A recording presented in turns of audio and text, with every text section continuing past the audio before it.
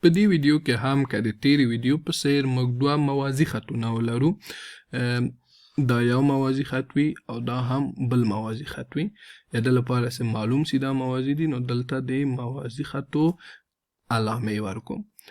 اوس که دا هم د یو قاطع په ذریعه داسې قطع سي یا پرې سي، او موږ ته وویل سي چې د دغې زاویې اندازه 9x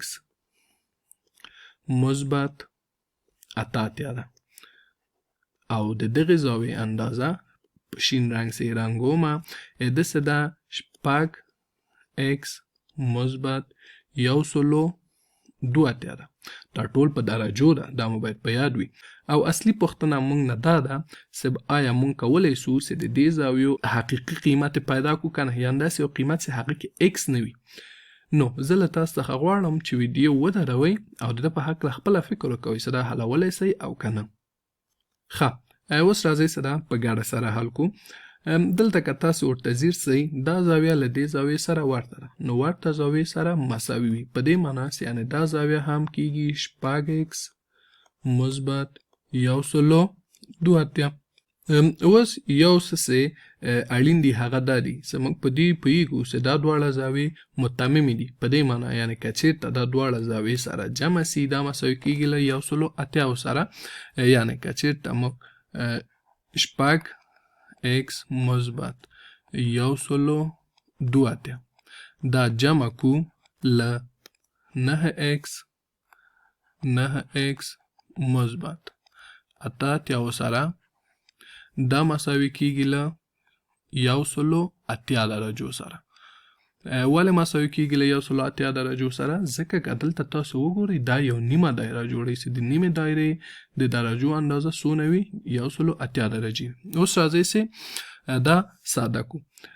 دلته 6x لرو او دلته هم 9x، نو 6x او 9x مساوي کیږي له 15x سره. 15x دلته وینه 182 دي او دلته هم 88، نو 182 سه 88 سره جمع سي، که دا دوی هم د 88 ته ورکړي دا کیږي 90، نو 90 او 180 کیږي 270، دا کیږي 270. دا مساوي کیږي له څو سره؟ له 180 درجو سره. 180 درجو سره. اوس موږ باید دواړو خواونه 270 منفي کو، نو په دې صورت کې 15x مساوي کیږي له 180 نه چې 270 منفي سي، نو منفي خو د 270 ده، نو علامه د غټ عدد نیول کیږي منفي 270 نه چې 180 لټ سي پاتې کیږي 90، پاتې کیږي 90 درجې.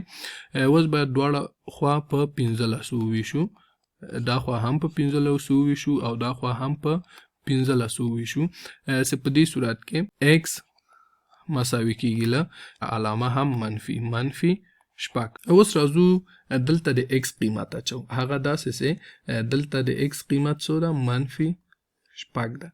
نو دا مساوي کیږي له 9000 به منفي 6 کیږي منفي 450، علامه هم جمع 88.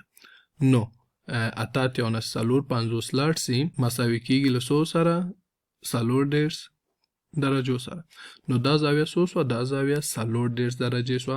اوس همداسې که دلته د x قیمت واچو یعنې منفي 6، نو دا مساوي کیږي له 6 ضرب منفي 6 منفي 6 او مثبت 182 سه 182 نه 6 لاړ سي، دا مساوي کیږي له 140 درجو سره.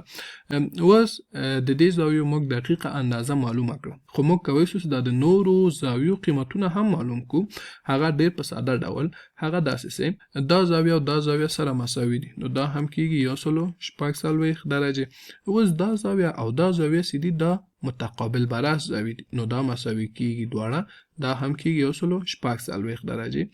نو دلته دا زاویه چې کله 140 درجې سوه، دا زاویه هم ورسره متقابل براس ده، نو دا هم کیږي 140 درجې.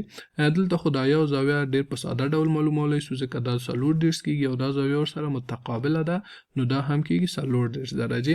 کله دا 40 درجې سي دا زاویه له دې زاویې سره ورته ده، نو دا هم کیږي 40 درجې. دا 40 درجې سي دا زاویه هم له دې زاویې سره متقابل برعکس ده، نو دا زاویه هم کیږي 40 درجې. نو اوس موږ د دې ټولو زاویو قیمتونه پیدا کړل.